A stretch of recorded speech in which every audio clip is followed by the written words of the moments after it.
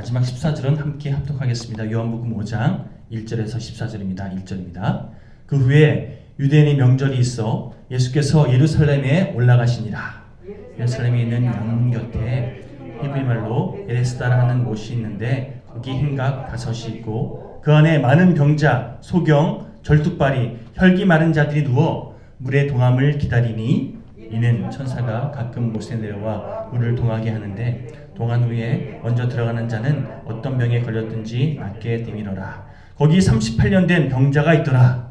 예수께서 그 누운 것을 보시고 병이 벌써 오랜 줄 아시고 이르시되 내가 낫고자 하느냐. 병자가 대답하되 주여 물이 동할 때에 나를 못에 넣어줄 사람이 없어 내가 가는 동안에 다른 사람이 먼저 내려가나이다. 예수께서 가라사대 일어나 네 자리를 들고 걸어가라 하시니 그 사람이 곧 나아서 자리를 들고 걸어가니라. 이날은 안식일이니 유대인들이 병 나은 사람에게 이르되 안식일인데 내가 자리를 들고 가는 것이 옳지 아니하니라. 대답하되 나를 낫게 한 그가 자리를 들고 걸어가라 하더라 한데 그때 들고 가라 한 사람이 누구냐 하되 고심을 하던 사람이 그가 누구신지 알지 못하니 이는 거기 사람이 많음으로 예수께서 이미 피하셨습니다. 그 후에 예수께서 성전에서 그 사람을 만나 이르시되 보라 내가 나았으니 더 심한 것이 생기지 않게 다시는 죄를 범하지 말라 하시니 아멘. 할렐루야. 제가 얼마 전에 들은 이야기인데요. 한 할아버지가 요즘에 정년퇴임이 한 60대 그 즈음에 하지 않습니까? 요즘에는 60대가 할아버지가 아니라 청춘이라고 할 정도로 100세 시대를 살고 있는 그런 요즘인데요. 어쨌든 이분이 정년퇴임하신 후에 그래도 이제 그동안 내가 어렵다고 생각해서 못했던 것들 한번 도전해보자 이런 마음이 들어서 제 첫 번째로 이렇게 리스트를 쓰지 않겠습니까? 그 중에 첫 번째가 영어였던 것 같아요. 영어 항상 그 영어 때문에 여러 가지 마음에 여러 가지 복잡한 여러 가지 그런 경험들이 있어서 그런지 영어 공부를 하기 도전하고요. 잘 못하는 그런 다른 나라 말이니까 그 영어 열심히 공부하고 어느샌가 이제 익숙해졌어요. 그래서 평상시에도 한번 그 영어를 써봐야겠다 싶은 마음에 해도 만만한 게 자기 가족이잖아요.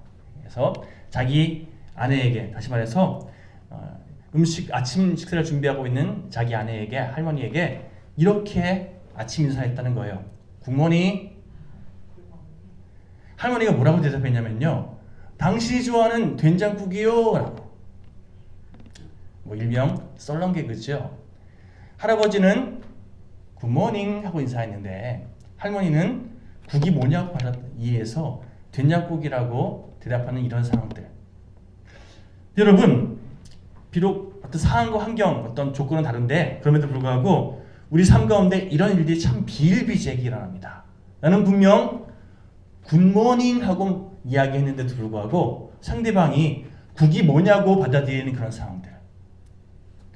한마디로 내가 아 하고 얘기했는데 상대방은 어라고 받아들이는 그런 상황들이죠. 여러분 우리가 생각했던 어떤 본심이 있는데 그 본심이 잘 전달되는 그런 순간들이 매 순간 있습니까? 아니면 나는 분명히 이렇게 얘기했는데 상대방이 저렇게 받아들여서 뭔가 좀 답답하고 억울하고 속상한 그런 경험들을 하게 될 때 있지 않습니까? 반대로 상대방이 어떤 얘기를 했는데 내가 그것을 아주 오해하거나 뭔가 좀 상처받는 말로 받아서 관계가 틀어지고 상황이 좀 이상해지는 그런 경험들을 하게 된 그런 적도 있잖아요. 내가 문제가 됐든 혹은 상대방이 문제가 됐든 뭔가 오해해서 잘못 그 상황들을 오인해서 문제 틀어지는 그런 경우들이 참 많이 벌어진다는 겁니다. 대부분의 경우 내가 지레짐작해서 잘못 오해하는 경우도 많고요. 또 상대방이 내가 뭘 원하는지 본심을 이해하지 못하고 내 본심을 오해해서 그렇게 낭패를 경험하게 되는 그런 경우들이 생기기 마련인데, 자, 왜 그런가? 사람은요 자신의 생각의 틀 안에서 모든 것을 평가하고 또 규정하는 자기 중심적인 그런 기준들이 있기 때문입니다. 내가 듣고 싶은 대로 듣고요. 내가 보고 싶은 대로 보고요. 내가 뭔가 나 중심적인 그런 가치관으로 판단하는 이것이 우리의 죄된 습성이더라는 거죠. 그런 의미에서 어떤 일에 대해서 내 경험을 의지해서 또 나의 어떤 생각을 기준 삼아서 이게 맞아 라고 주장하는 것은 엄밀히 말해서 우물안 개구리 같은, 여러분 우물 안에서 하늘 바라봤자 그 구멍 뚫려 있는 그 부분만 하늘이 보이잖아요. 마찬가지로 내 경험이라고 하는 그 틀 안에서 세상을 바라보면 내가 미처 깨닫지 못하는 다른 부분들이 분명히 있는데 자꾸 오해하고 그래서 문제가 계속 발생하는 그런 일들이 우리 삶 가운데 참 많이 벌어지게 됐다는 것입니다. 여러분, 이 모든 것은요, 우리가 이기적인 존재이기 때문에 그렇습니다. 나를 중심으로 해서 자꾸만 이런저런 것들을 판단하고 결정을 하고 하는 나 중심적인 이런 우리 속성들이 자꾸만 다른 사람들의 그 이기적인 상황과 부딪혀서 문제가 벌어지더라는 겁니다. 다른 사람은 어찌됐든 나만 좋으면 되고 나만 아니면 되는 이런 마음가짐들, 이게 당장은 나에게 유익한 것 같고 나에게 뭔가 손해가 안 오는 것 같지만 결국 돌고 돌아서 결국 나에게 그게 어떤 상처가 되거나 문제가 되는 그런 경우를 참 많이 경험하지 않습니까? 여러분, 한마디로 우리가 자기 생각이라고 하는 그 틀 안에 갇혀서 살아가면요, 결국 이 땅을 아프게 만드는, 이 세상을 썩어지게 만드는 소위 사단의 종노릇하게 되는 과정이라는 거죠. 상대방에 대해서 내가 이해하려고 하고, 여러분 영어 단어 중에서 understand라는 단어 이런 얘기 많이 들어보셨잖아요. under 단어 뜻은 아래에, stand는 서 있는 건데, 자, 상대방에 서 있는 것보다 아래에서 상대방을 바라보는, 한마디로 겸손하게 상대방을 이해하려는 태도가 understand라고 하잖아요. 여러분, 다른 사람들을 그렇게 내가 이해하려고 하지 않고 자꾸만 내 생각, 내 경험, 내 입장에 근거해서 다른 사람들에 대해서 지레 짐작하는 이런 모습들이 우리에게 있다면, 제 후배 중에서 이 친구가 군대를 쉽게 말하면 학사장 교육을 갔다 왔어요. 중대장까지 하고 뭐죠? 중대장, 쉽게 말하면 대위를까지 하고 그렇게 임관 마치고 나서 제대한 친구인데, 그러다 보니까 지휘관 경험이 있는 거잖아요. 이 친구가 뭘 자신하냐면, 자기는 다른 사람들 쫙 한 시간 동안 얘기해 보면 이 사람이 어떤 사람인지 다 안다는 거예요. 그러냐고, 그럴 수 있는 거잖아요, 그렇죠? 다른 사람들의 통찰력이 있는 그런 친구구나라고 처음엔 생각했는데, 나중에 제가 무슨 생각이 들었냐면, 여러분, 저도 어느 정도 눈치가 아예 없는 사람은 아니거든요. 그런데도 불구하고 저희 아내 결혼 생활 지금 18년 차 됐는데 19년 이제 향해 달려가고 있는데, 저희 아내가 어떤 사람인지 아직도 잘 모르겠어요. 알면 할수록 내가 내 아내를 더 아직 많이 모르고 있구나, 이걸 깨닫게 되는 게 결혼 생활이더라고요. 제가 저희 아내에 대해서 당신은 이래라고 규정하는 순간, 여러분, 저는요 저희 아내를 무시하고 제 마음대로 함부로 대하는, 저의 어떤 규정 안에 아내를 그렇게 막 몰아붙이는 그런 인생이 되고 마는 거잖아요. 오히려 이런 모습이 있구나, 내가 아직 아내를 잘 모르는구나, 이렇게 받아들이고 나니까 더 섬기게 되고 더 이해하려고 노력하고 더 그렇게 상대방을 맞춰가는 이런 삶을 살아가게 해서 있는 선택이 제 삶 가운데 주어지더라는 거죠. 앞서 말씀드린 그 친구의 경우처럼 누군가에 대해서 이래라고 규정해버리면, 여러분, 너무나 많은 순간 그 규정 때문에 실수하게 돼 있어요. 그 사람이 이런 결정 무조건 할 거야 라고 나는 그렇게 착각하는 이런 나의 습관으로 인해서 나의 이 규정으로 인해서 상대방을 바르게 이해하지 못하는 거죠.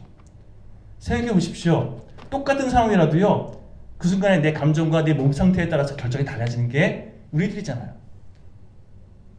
물론 뭐 요즘 MBTI다 해서 이 사람이 어떤 이런 성향이다 저런 성향이다 규정하려고 하는데, MBTI 특성은요, 엄밀히 말해서 그 사람이 이런 성향이 있구나, 이렇게도 반응할 수 있구나 이해하기 위한 이런 도구인 거지, 이 사람은 이래 라고 규정하기 위한 도구가 아니거든요. 이런 사람은 이런 성향이 있고 내가 그러면 이런 사람을 이렇게 함께 어우러지는 그런 도구로 사용할 때 이게 정말 의미 있는 통로가 된다는 거죠. 여러분, 그렇습니다. 누군가에 대해서 내가 지레짐작하는 거, 내 생각, 내 기준으로 판단하려고 하는 거, 이거는요, 엄밀히 말해서 문제의 원인을 제공합니다. 내가 어떤 주어진 만남에 대해서, 또 나에게 헛되어진 상황에 대해서 내가 어떻게 해야 더 긍정적이고 더 의미 있고 복되게 그렇게 상황이 흘러갈 것인가, 이것을 생각하기보다 가만 보면 우리들은요, 내가 어떻게 해야 덜 창피해가 될까, 내가 어떻게 해야 나에게 더 유익할까, 내가 어떻게 해야 나에게 덜 손해가 될까, 자꾸 이거 생각하다 보니까요, 또 너무나 많은 순간 어떻게든 내 생각을 관철해야지, 그래야 내 면이 있으니까, 이렇게 자꾸만 내가 중심이 되어서 뭔가 생각하고 결정을 들다 보니까 이 모든 과정들이 어떻게 흘러가기 쉽사면 여러분, 다른 사람들에 대해서 자꾸 공격하게 돼요. 다른 사람들에 대해서 자꾸 이렇게 누르려고 하는, 넌 틀리고 난 맞다는 거죠. 내가 옳다는 거예요. 이게 죄된 우리의 삶의 패턴이라는 겁니다. 이 모든 것은 다시 말씀드리지만 우리들의 이기적인 죄성 때문에 벌어지게 되는 어떤 현상이라 말씀드릴 수 있습니다. 그리고 이런 우리들의 이기적인 이 본성은요, 결국 우리를 어떻게 이끌어가냐면, 뭔가 잘 되면 내 덕분이고 잘 안 되면 네 탓이라고 나만 남는 거예요. 안 되면 환경을 탓하고 상대방을 탓하면서 심지어는 하나님까지 탓해요.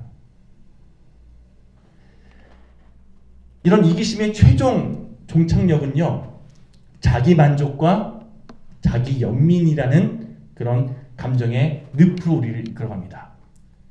자기만 생각하는 거예요. 여러분, 제가 아는 좀 어떤 분들 두 가지 성향이 있었는데, 한 사람은요, 굉장히 의기소침해요. 막 눈치 보면서 너무나 막 짓눌려 있어요. 아마 성장하면서 여러 가지 상처가 많았던 것 같아요. 그것이 내성적인 성향과 막 이렇게 어우러지면서 굉장히 소극적이고 의기소침하게 이렇게 반응하는 그런 A라는 사람이 있고요. 또 한 사람은요, 굉장히 활달한 것 같은데 자기를 막 이제 어필해요. 나 이런 사람이라고 막 자기 얘기하기 좋아하는데, 가만 그 사람 가까이 들다 보니까 그 사람도 상처투성이에요. 한 사람은 외향적인 모습으로 그렇게 나타나는 것뿐이고, 한 사람은 내성적인 모습으로 그렇게 나타나는 것뿐이지, 둘 다 똑같이 자기 상처를 이게 들키지 않으려고 자꾸만 자기 방어 기제 작동하면서, 한 사람은 의기소침한 모습으로, 한 사람은 아주 활달한 모습으로 포장하고 있는데, 그러나 결국에는요, 자기 상처를 부여잡고 반응하고 있다는 거죠. 여러분, 우리가 교회 다니고 또 하나님을 믿는다고 한다면 이런 우리의 자아에 반응하고 자아에 끌려다니는 그런 모습들, 심지어 교역자들 가운데서도요, 자기 상처, 이 자기 죄된 이기적인 본성에 끌려서 반응하는 그런 때가 많은 분들 참 많습니다. 이거 해결하지 않으면 하나님 뜻 안에서 바른 목회, 하나님의 멋진 도구로 귀하게 쓰임받는 게 참 힘들지 않겠습니까? 내 상처가 해결되지 않았는데 어떻게 다른 사람의 상처를 해결해 줄 수 있겠습니까? 그런 의미에서 여러분, 제가 연약하고 부족한 제가 하나님 뜻 안에서 더 겸손하게 저를 비우고 저를 계속해서 십자가에 계속해서 못 박으고 나는 죽고 그래서 예수 그리스도로 말미암아 바른 길을 제시하는 하나님의 복된 도구로 언제나 그렇게 바로 설 수 있도록 계속해서 중보기도해 주십시오. 그래야 우리 영일교회가 건강한 하나님의 교회로서 성장하게 될 줄 믿습니다. 여러분, 하나님께 주신 마음이 아니라 자꾸만 내 생각 붙잡는 게 문제예요. 그게 우리의 죄된 습성이죠. 자기 자신의 욕망의 노예로 막 살아가거나 아니면 자기 연민의 노예가 되는, 결국 하나님과 상관없는 선택하는 이런 삶의 모습이 우리에게 있지 않도록 계속해서 깨어 기도하시기 바랍니다. 하나님께 나를 온전히 맡겨줄 수 있는 인생이 되어야 한다는 겁니다. 여러분, 자기만족에 취해서 이걸 다른 말로 하면 교만한 인생이죠. 자기만 생각하고 자기만 주장하는 그런 자기가 충만한 이 교만한 모습이 또 다른 모습으로 어떻게 나타나냐면요, 의기소침해 보이는데 이 역시 자아로 반응하는 자기 연민의 모습으로 나타날 때가 있습니다.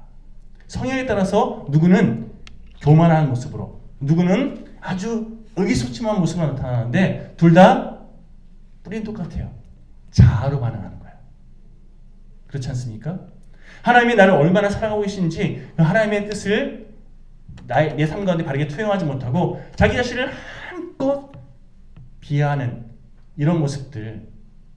어떤 사람은 하나님께서 나를 통해 일하실 것을 깨닫지 못하고 그 하나님의 뜻 안에서 내 삶을 바르게 맡겨드리지 못하고 자기 뜻대로 자기 생각대로 막 반응하려고 하는 이 교만은, 나타나는 모습은 다른 것 같지만 뿌리는 똑같습니다. 자아 충만. 여러분, 오늘은요 여러 가지 형태 중에서 자기 연민에 대한 이 부분에 대해서 함께 말씀을 통해 함께 묵상하려고 하는데요. 자기 연민, 영어로 셀프 피티라고 씁니다. 셀프 피티. 이 영어 단어가 굉장히 의미가 있습니다. 셀프는 여러분 아시는 것처럼 스스로 뭐 한다는 거잖아요. 피티는 구멍 혹은 구덩이라는 뜻이 있습니다. 한마디로 스스로 구덩이를 파고 들어가는 이 모양새를 셀프 피티, 우리말로 자기 연민이라고 그렇게 부른다는 거죠. 여러분, 스스로 구덩이에 들어가 있는데 딱 자기 한 사람만 들어갈 정도의 그 구덩이에 스스로 그 구덩이를 파고 들어가 있는 거예요. 그러고 나서 나는 여기서 이 허적거리는 게 이럴 수밖에 없었어요 라고 스스로 변명하는데 가만히 얘기 들어보면 다 남 탓이에요. 내가 이렇게 된 과정들은 다 환경이 문제고 또 어떤 사람이 문제고 그래서 내가 이렇게 힘든 상황이 있습니다. 나는 여기서 나갈 수가 없어요 하면서 막 너무나 자기 연민 이런 하소연을 하더라는 거죠. 여러분, 오늘 본문에 등장하고 있는 베데스다 못에서 38년 된 이 병자는요, 한마디로 자기 연민에 빠진 아주 전형적인 인생의 모습을 우리에게 보여줍니다. 자, 우리 병자 38년 한번 생각해 보십시오. 내 몸이 어디가 아픈데, 제가 고등학교 때 비염 증세가 있었거든요. 뭐 중고등학생들 비염 증세 많이 생기잖아요. 제가 그냥 빨리 고쳐야 되는데 그냥 괜찮아 그러면서 이렇게 시간 보내다 보니까 비염 증세가 굉장히 심해져가지고요, 축농증까지 왔어요. 군대 갔다 와서 수술했거든요. 여러분, 나중에 너무 심해져서 수술하면 비염 축농증 수술이 얼마나 힘든지 제가 간증하라 그러면 하루 종일 간증할 수 있습니다. 얼마나 아픈지. 2달 동안 정말 너무 고생했거든요. 퉁퉁 부어있는 그 콧속을 자, 그 얘기는 괜히 또 여러분, 그런데 이렇게 제가 비염 증세, 축농증 증세로 고생하다 보니까 어느 순간 한번 코를 막고 한번 얘기해 보시겠습니까? 자, 저를 따라서 코를 막고 한번 발음해 보세요. 나는 하나님의 사람입니다. 발음 잘 되나요? 잘 안 되시죠? 제가요, 저도 모르게 어떤 습관이 생겼는데 발음이 잘 안 되니까 이거 빨리 고칠 생각은 안 하고요. 그냥 어떻게든 그냥 이것을 그냥 순응하면서 발음이 잘 안 되면 여러분 한번 코를 막고 다시 한번 나는 하나님의 사람입니다를 빠르게 한번 얘기해 보세요. 시작. 좀 더 편하시죠? 제 말이 점점 빨라지는 거예요. 가뜩이나 성격도 급한데 말이 빨라지고 그러다 보니까 상대방이 제 말을 들으면 쟤 뭐라 그러는 거야? 저는 근데 제가 말하는 입장에서는 분명히 아무 문제가 없거든요. 상대방이 불편한 분이죠. 그냥 당연하게 그렇게 제 증세를 그냥 그렇게 합리화시키면서 지내는 게 우리의 습성이더라는 거죠.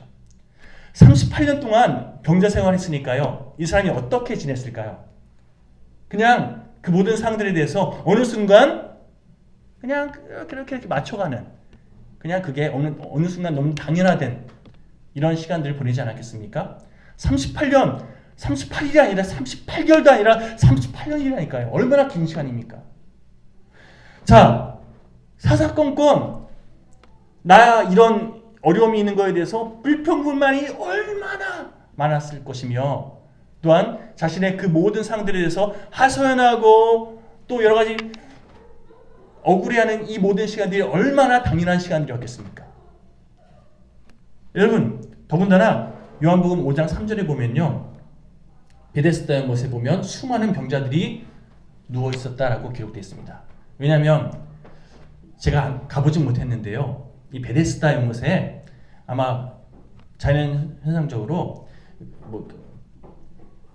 연못 안에 큰 연못도 아니에요. 이 연못이 있는데 거기에 가끔씩 공기방울이 볼록 올라오는 그런 현상들이 있었나 봐요. 그게 사람들이 전설처럼 이렇게 뭔가 꾸며지는 그런 현상들이 생기잖아요.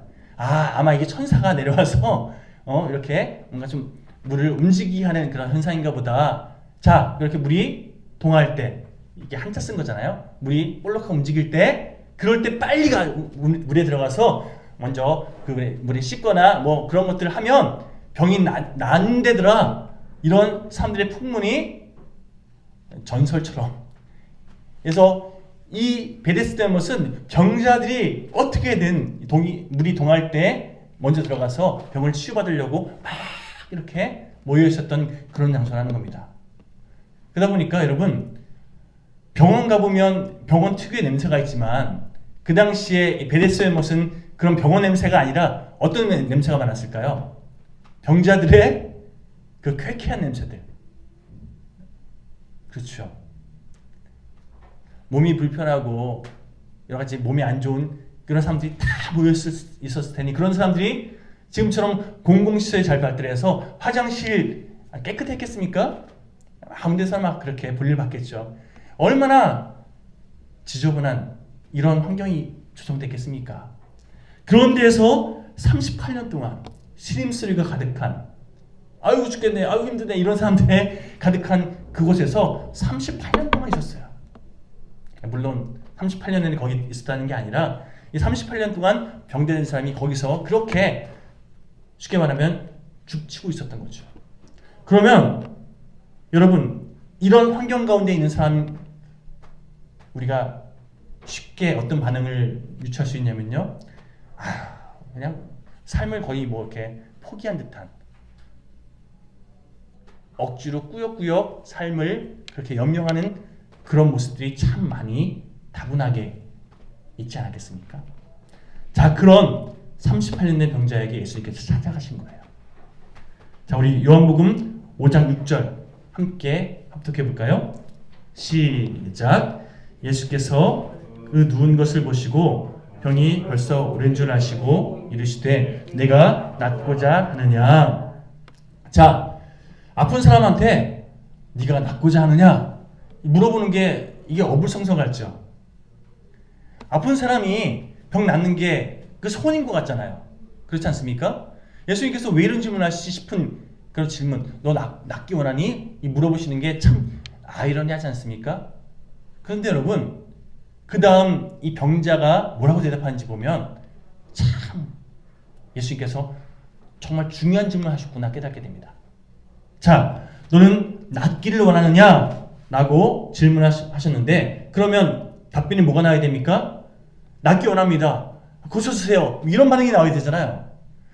38년 된 병자가 뭐라고 얘기합니까? 우리 요한복음 5장 7절 함께 공독해 하실까요? 시작. 병자가 대답하되 주여 우리 움직일 때에 나를 못에 넣어주는 자가 없어 내가 가는 동안에 다른 사람 먼저 내려가나이다.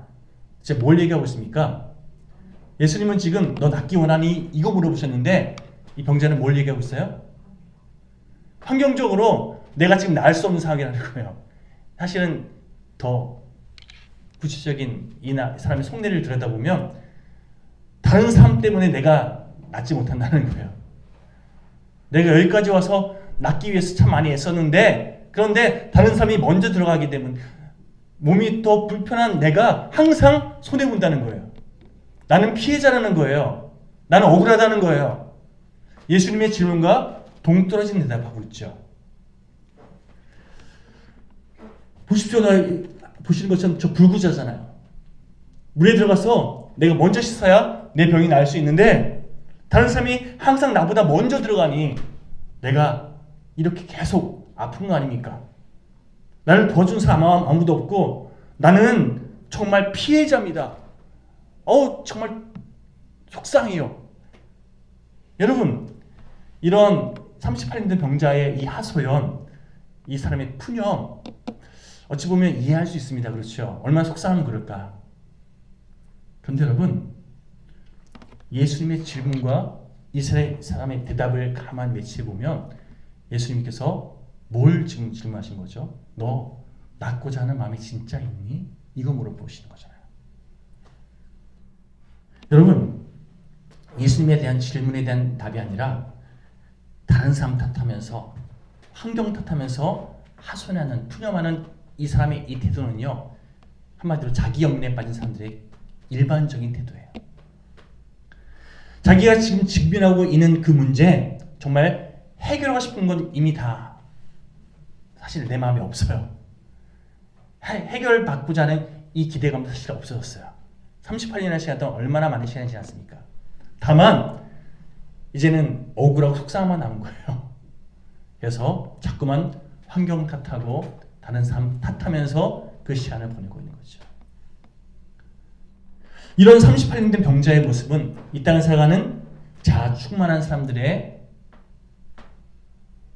어떻게 보면 보편적인 삶의 태도라고 할 수 있습니다. 내가 이런 건 다 저 사람 때문이야. 내가 지금 이런 억울함, 이런 속상한 가운데 있는 건 다 환경 때문이야. 이러면서 자꾸만 나는 피해자라고, 나는 억울하다고, 내가 이 속상함 좀 알아달라고 어필하는 이런 우리의 모습들. 38년 된 이 병자와 별 차이가 없는 모습이라는 거죠. 여러분, 피해자가 되면요, 나를 피해자의 위치에 딱 놔두면요, 나는 정당해지거든요. 내가 문제가 아니라 나는 사실 문제가 없는데 환경적으로 나를 이렇게 힘들게 했다는 거예요. 내가 이렇게 억울한 건 다 저 사람 때문이라고 책임을 필 수 있잖아요. 피해자가 되면요, 엄밀히 말해서 도덕적으로 내가 좀 더 우월해집니다. 희한하게도요, 자기가 상처 입고 자기가 어려운 걸 막 자랑하듯이 얘기하는 사람들 가끔 보게 되는데요.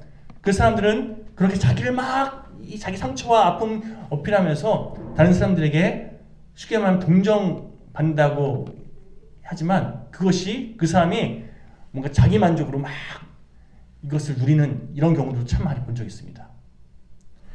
여러분, 그래서 이 모든 건 결국 내 탓이 아니야. 이런 자기 합리화, 이런 편안함을 누리려고 자꾸만 피해자의 자리에 머물려고 하는 그런 인생들이 참 의외로 많습니다. 주님 물어보신 거는요, 너 정말 낫기 원하느냐? 이 질문은요, 너 피해자의 자리에 있지 말고 너 이제는 정말 온전한 회복을 원하느냐? 이거 물어보시는 거예요. 그런데 그 질문에 이 38년 된 병자는 난 피해자예요. 난 피해자예요. 나는 피해자예요. 계속 이 대답을 하고 있는 거죠. 상황 이해하시겠죠? 여러분, 너 안에 회복이 원하는 이 간절함이 있으면 좋겠다. 이 간절함이 회복되었으면 좋겠다. 그런 의지가 있을 때 내가 너를 새롭게 하겠다 라고 주님께서 손을 내밀어 주실 거예요. 하나님께서 우리에게 혹 낫기를 원하느냐, 회복을 원하느냐 이렇게 질문하실 때 여러분 자꾸만 과거에 있었던 혹은 내가 지금 억울하게 생각하는 그 이야기를 푸념처럼 쏟아붓지 마시고요. 한 가지만 얘기하시면 됩니다. 그렇게 되기 원합니다. 주여 회복해 하여 주옵소서. 이러면 다 해결된다는 거예요. 여러분, 주님께서는요 항상 우리 인생 가운데 찾아오시려고, 우리 삶 가운데 정말 우리 계속해서 우리 무너뜨리고 우리를 넘어지게 만드는 그 모든 쓴뿌리들을 캐어서 회복해 하시는 정말 우리의 진정한 회복자 되신 줄 믿습니다. 그 주님의 도우심을 힘입어 여러분 과거의 상처, 나를 짓누르는 쓴뿌리, 이거 해결 안 받는 인생, 그래서 다른 사람들의 그 아픔까지도 해결해 줄 수 있도록 하나님께 쓰임받는 인생, 이것이 우리 영일교회의 거룩한 그리스도인들로 가득 채워지는 앞으로의 과정 되었으면 좋겠습니다. 예수님께서는요 이 38년 된 병자에게 있어서 육신의 마비보다, 육신의 질병보다 더 심각한 것이 영적인 마비라는 것을 아셨어요. 불구 상태나 다름없는 그의 마음, 그의 영혼을 주님께서 캐치하시고 너 희생자라고 계속해서 그렇게 발병치지 말고 일어나라. 그리고 나아가라. 선포하심으로 그의 질병을 회복시켜 주십니다. 자, 여러분, 예수님께서 38년 된 이 병자를 낫게 하신 이후에 사람들이 와 하면서 몰려들었을 거 아니겠습니까? 그때 예수님께서 그 자리를 확 피해버리세요. 사람들에게 주목받는 게 예수님의 뜻이 아니거든요. 자, 예수님께서 그 자리를 확 피하셨기 때문에 이 38년 된 병자는요 자기를 회복시키신 분이 누군지 알지 못했어요. 그리고 어쨌든 자기가 기적을 경험했기 때문에 너무나 놀란 마음에 자기에게 명한 그 삶이 이야기한 대로 자리를 들고 이제 돌아가는 이 과정 속에서 바리새인과 서기관들, 종교 지도자들을 만나게 됩니다. 야, 지금 안식일인데 안식일에는 쉬어야 되는 거 몰라? 이 안식일에 일하지 말라고 명하신 거 모르나? 왜 너의 자리를 들고 일하고 있냐? 이스라엘 백성들은요 뭔가 들고 이런 것도 일한다고 그렇게 규정하면서 이런 것도 그만 그런 상황들이 있었거든요. 여러분, 그런 추궁을 받고 이 38년 된 이 병자가 어떻게 반응하냐면요, 사람은 익숙한 대로 반응하기 마련이거든요. 그렇지 않습니까? 그래서 군대에서 훈련하는 목적이 뭡니까? 훈련되어져서 몸이 익숙해지면 위급한 그 상황 속에서 익숙한 대로 그렇게 훈련받은 대로 반응하는 것이 이게 훈련의 목적이기 때문에 마찬가지로 우리 삶 가운데 뭔가 어떤 상황이 딱 주어지면요 내가 익숙한 대로 말하고 익숙한 대로 반응하게 돼 있어요. 야, 이 38년 된 병장은요 익숙한 대로 또 자기 변명합니다. 그냥 저는요 저를 고쳐준 사람이 시킨 대로 그냥 이거 들고 가고 있을 뿐이에요 라고 변명하더라는 거예요. 내 잘못이 아니라는 거죠. 나는 그냥 시킨 대로 했을 뿐이라는 거예요. 자, 이 일이 있은 이후에 예수님께서 그 사람을 다시 찾아가십니다. 자, 그리고 그에게 이렇게 말씀하십니다. 더 심한 것이 생기지 않게 다시는 죄를 짓지 말라. 여러분, 저는 이 예수님의 말씀에 대해서 이렇게 해석합니다.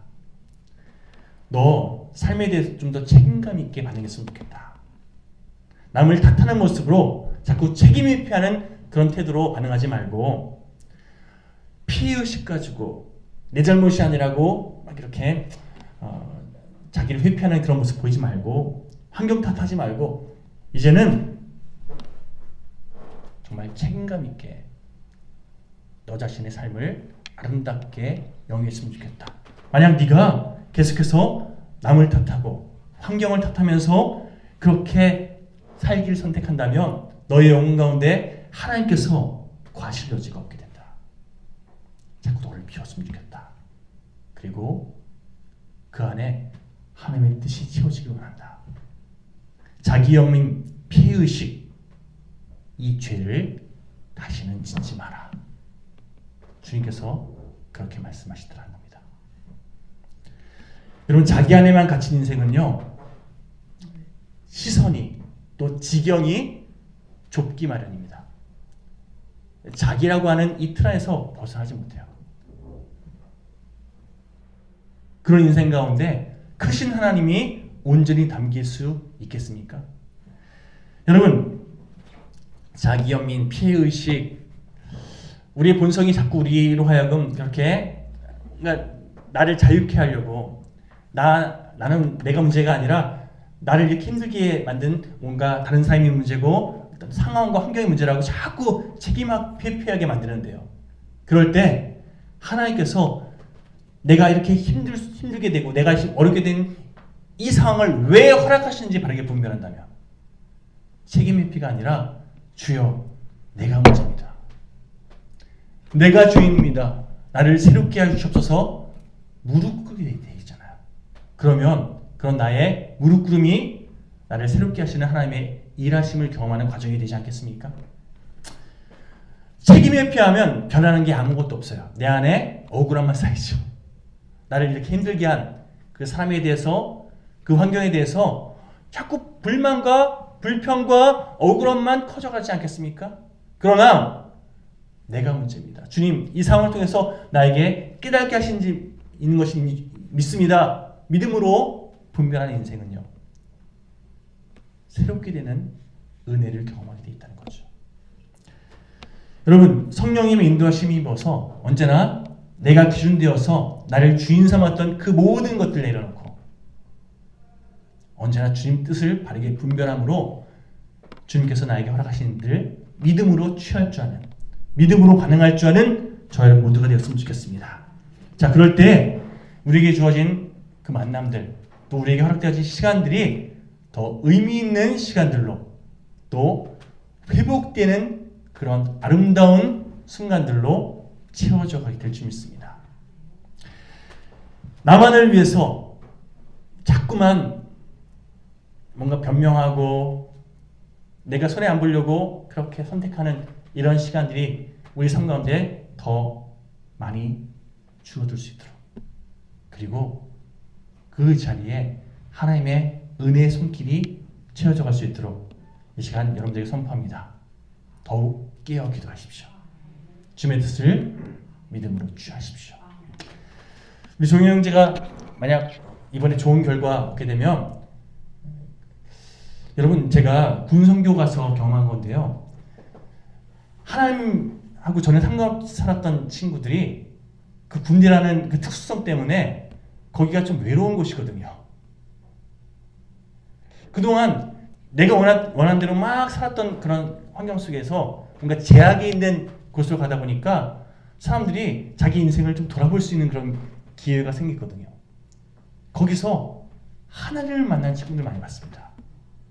물론 또 사회에 나가서 하나님과 상관없이 사는 친구들도 많이 있지만, 여러분, 종희 형제가 만약에 그곳에 만난 친구들에게 뭐 제가 가서 복음 전하나 이런 얘기 하는 게 아니라 삶을 통해서 복음을 아름답게 흘려보내는 통로로 쓰임받는다면, 여러분, 종희 형제 통해서 많은 영혼들이 회복되어지는 은혜가 허락될 줄 믿습니다.